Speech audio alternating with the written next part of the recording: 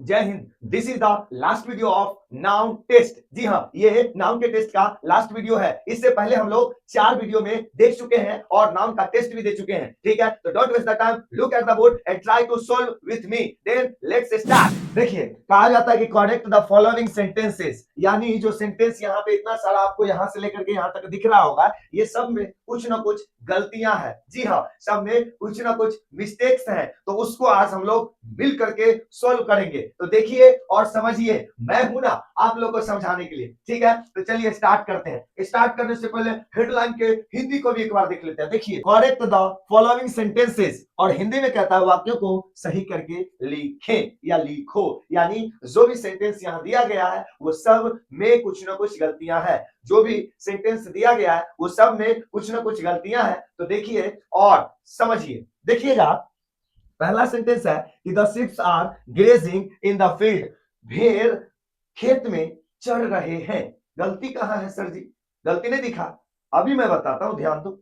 देखो भाई, ये जो शिप है ना, शिप में कभी भी उसका जब प्लूरल करते हैं तो एस या ईएस नहीं लगता है। एस या ईएस बिल्कुल नहीं लगता, लेकिन इसमें लगा हुआ है, इसीलिए ये गलत है। तो क्या करना होगा हमको? इसमें ये जो शिप्स लिखा हुआ है इसके जगह पे हम लोगों को केवल शिप लिखना होगा। S H sorry SHEEP। ठीक है, अब सही हो गया। Second, the people was going to market. अब बताओ इसमें क्या गलती है? समझ में आया? नहीं, मैं बताता हूं, ध्यान दीजिएगा। इसमें जो पीपल है ना, ये प्लूरल है ऑलरेडी, तो यहां पे वाज नहीं आएगा सर। क्या आएगा? वेयर आएगा। क्या आएगा? वेयर।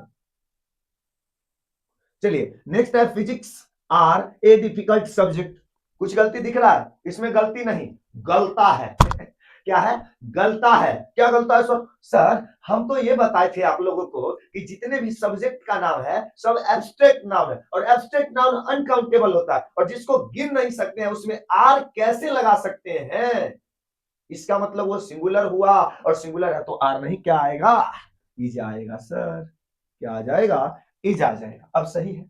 थर्ड, सेकंड और फर्स्ट भी सही है। अब आगे की, politics are a dirty game, यानी इसका मतलब हुआ कि पॉलिटिक्स यानी राजनीति एक गंदा खेल है। भाई साहब, पॉलिटिक्स सर आप तो बताए थे कि पॉलिटिकल साइंस या मतलब कोई भी सब्जेक्ट हो या ऐसा कुछ हो तो वो तो एब्स्ट्रैक्ट नाउन होता है। यहाँ पे आर लगा हुआ तो गलती नहीं है, बिल्कुल गलती है। तो क्या करेंगे? इसमें से आर के कान पकड़ के हटा देंगे और अपना जगह पर इज लगा देंगे। क्या लगा देंगे? यहाँ पे इज लगा देंगे।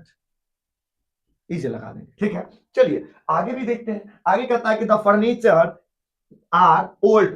भाई साहब, इतना गलती किया है कि फर्नीचर आर होगा। फर्नीचर को तो हम लोग क्या कहते हैं? फर्नीचर को कहते हैं अनकाउंटेबल नाउन। अनकाउंटेबल नाउन जो होता है, मटेरियल नाउन है फर्नीचर, तो उसमें आर कैसे लग जाए?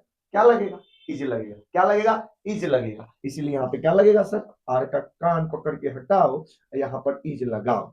ठीक है, आगे कहता है कि poetry are reading by the people, यानी लोगों के द्वारा काव्य या कविता पढ़ी जाती है। तो कविता पढ़ी जाती है लोगों के द्वारा, तो क्या वो कविता को गिन सकते हैं? याद करो पिछले वाले वीडियो को, जिसमें हम बताए थे कि पोइट्री जो है वो एब्स्ट्रैक्ट नाउन है, और पोएम बोल के भी सुनाए थे ना। तो बताइए जरा, पोइट्री तो एब्स्ट्रैक्ट नाउन है, एब्स्ट्रैक्ट नाउन में आर लगेगा नहीं ना, तो क्या लगेगा? इज लगेगा। तो यहाँ पर क्या हो जाएगा? Poetry is. चलिए ध्यान, आप थोड़ा सा देखते रहिए, मैं आगे बताऊंगा कि पोएट्री और पोयम में क्या अंतर है। मैं सारी बातों को क्लियर कर दूंगा। ठीक है, अभी देखते रहिए सिर्फ।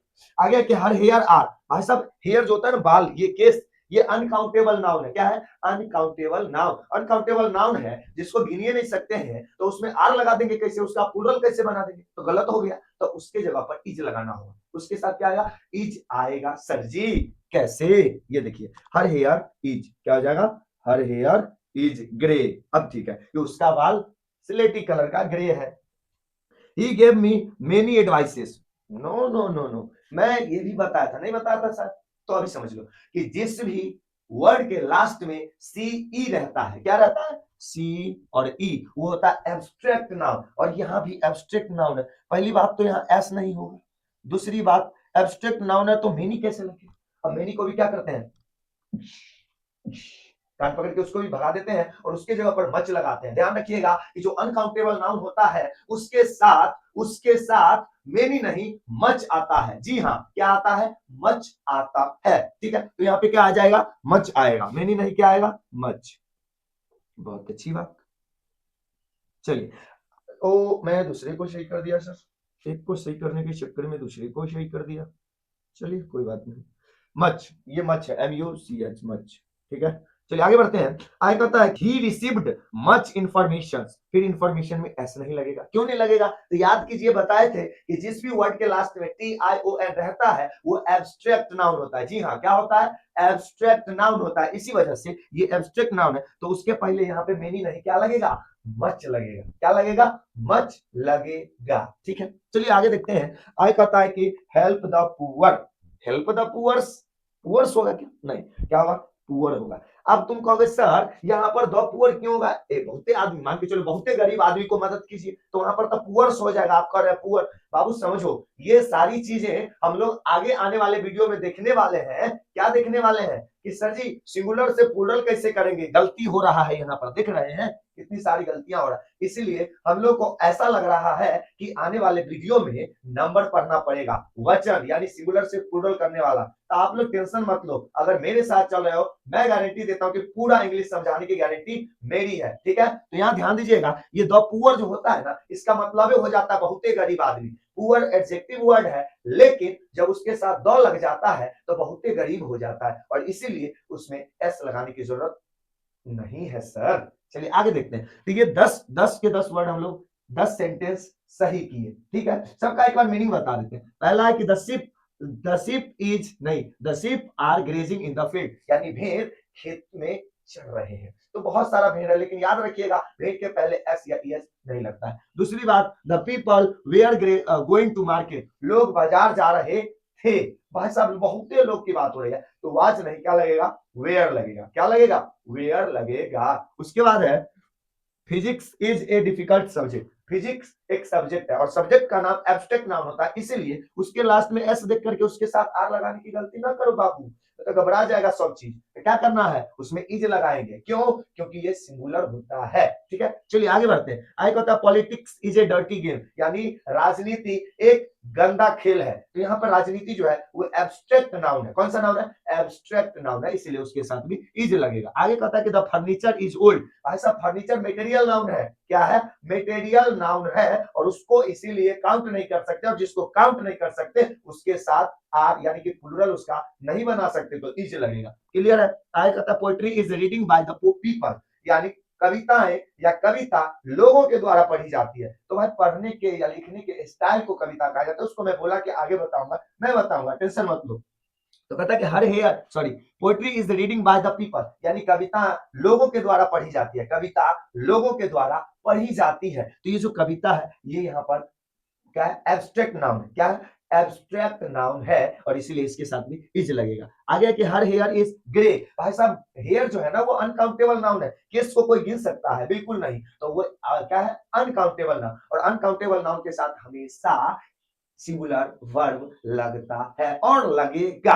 ठीक है, चलिए आगे देखते हैं। आगे कहता है कि ही गेव मी मच एडवाइस, यानी वो मुझे बहुत सारे एडवाइस दिए, सलाह दिए। तो भाई साहब एडवाइस जो है ना वो एब्स्ट्रैक्ट नाउन है, तो उसके साथ हमेशा मच आएगा, यानी जिसको नहीं गिन सकते तो उसके साथ मच आता है, मोर नहीं। मच आता है, मोर नहीं, तो इसीलिए यहाँ पे मोर को हटा के मच लिख दिए। आगे कहता है ही रिसीव्ड मच इंफॉर्मेशन, यानी उन्हें बहुत सारी सूचनाएं मिली, तो मच लगेगा, मेनी नहीं लगेगा, क्योंकि मच ये इंफॉर्मेशन जो है वो एब्स्ट्रैक्ट नाउन, और एब्स्ट्रैक्ट नाउन के पहले क्या लगेगा? मच लगेगा, मोर नहीं लगेगा। आगे है हेल्प द पुअर, यानी गरीबों की मदद करो। यहाँ पर ये जो पुअर है ये मतलब दो प्लस पुअर आया, तो दो प्लस पुअर यानी कोई दो प्लस एडजेक्टिव जो होता है प्लूरल हो जाता है, उसके साथ एस लगाने की जरूरत नहीं होती है। अगर हम एस लगा देते हैं तो बिल्कुल घबरा जाएगा, गलत हो जाएगा, इसलिए यहाँ पर दो लगाने की जरूरत नहीं है। तो मिलते हैं नंबर वाले वीडियो में, तब तक के लिए जय हिंद।